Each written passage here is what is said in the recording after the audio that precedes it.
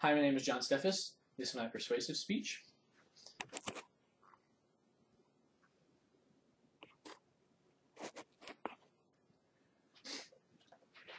Now imagine yourself on a Saturday afternoon around 2 o'clock walking into your favorite team's football stadium, college football stadium. Feel the aroma, sunny day in the afternoon, and all you see is football fans who just look like you, wearing the same colors as your school. You walk into the gate, you buy your ticket, it says Section B, so you walk through the gate, walk through Section B, and the stadium just opens up in front of your eyes. You see a clear blue sky, you have cleanly cut grass, white lines painted on the field, yellow field goal posts, up and ready for the game.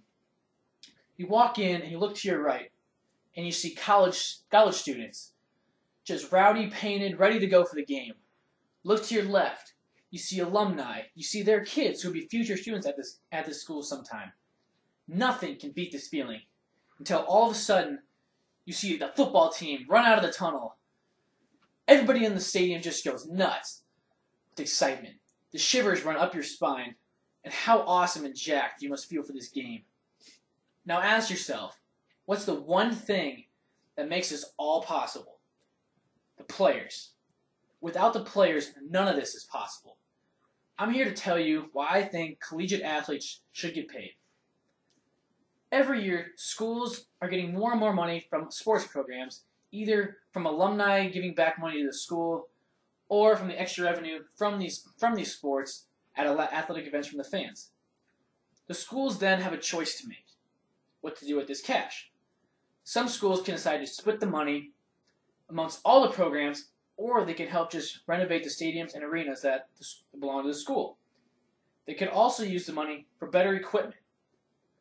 They could even use this money to pay for higher salaries for the coaches, equipment managers, and all that. According to GetToTheLeague.com, last year, almost a dozen D1 schools spent more than 38% more on coaches' salaries than they did in 2009. But one thing that they cannot do with that money is give it to the players. Who are the people who risk their bodies day in and day out to make that money? Who are the people that practice 2 to 4 hours a day on their sport to compete at the collegiate level? Who are the people that work out and lift another 1 or 2 hours a day just to get bigger and stronger so they can compete? The answer to all those questions are the players. Without the players, all sports would have no meaning at the college.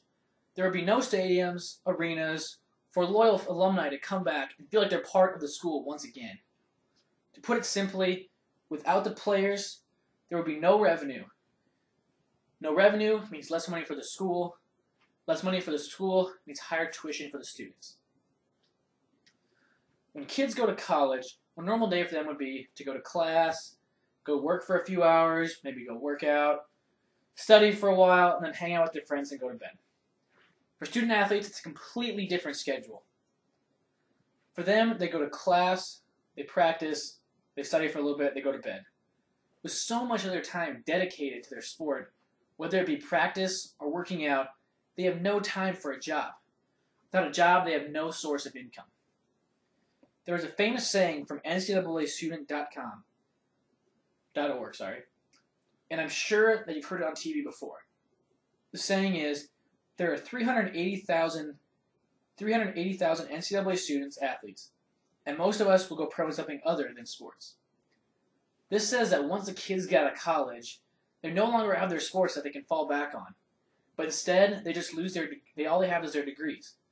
By going through all of college without a job and no source of income, they're going into the real world without much money, if any. Without having any side money to spend, these kids are prone to accepting gifts and money under the table from boosters and friends of the college. This is such a huge violation of NCAA rules, but it's broken so much by the kids because they need that little extra cash for the cost of living, such as rent, utilities, car payments, or groceries. Without a job to help them with their little extra money, some students will take the extra money. Now I know that even if we did pay these athletes, legally, some would still take this illegal money from boosters. But some kids now only take the money because they need it to survive. We can cut that legal benefits by paying them legally. It will help cut down the amount of legal, under the table bribes that the students get. Why put these players at risk of getting caught by NCAA of rule violations when the schools have extra cash to pay them anyways? According to Forbes.com, the University of Alabama in 2009 had total football revenues of $71,884,525 Along with that, their expenses were $31,118,134, which makes their profit $40,766,391. So what do you think the school should do with that extra $40 million? They should give it to the people that risk their bodies day in and day out, so they don't have to take those illegal benefits just to pay off their rent. Give it back to the people who make this all possible, the players. One person that's in favor of paying the players is Nebraska State Senator Ernie Chambers. According to USAToday.com, Chambers said this about paying college athletes. They are unpaid workers, and in big-time college athletics, not just football, there are no amateurs.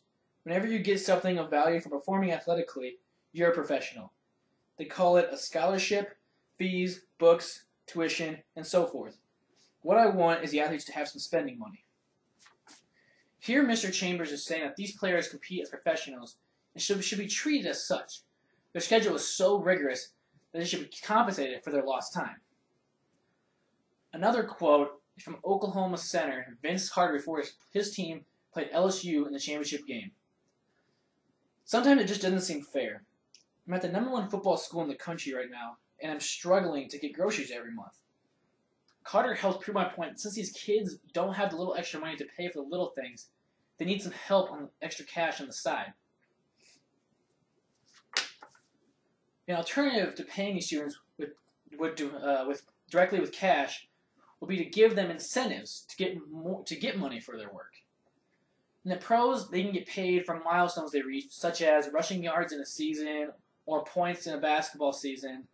Either way, according to Buzzle.com, athletes today only get compensated for their work by the scholarships, which barely even covers tuition fees.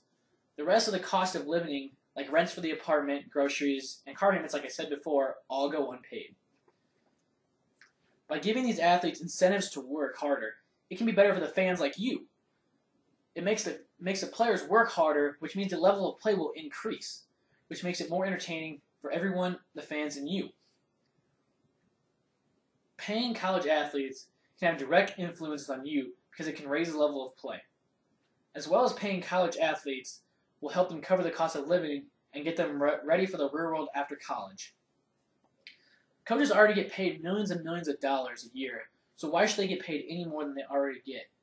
That's just not fair. They should give it to the players who risk their bodies day in and day out, who actually get the revenues for these schools. So next time you think you walk into a football stadium or a basketball arena, think about how much those players go through each and every day without much compensation for what they do. Thank you.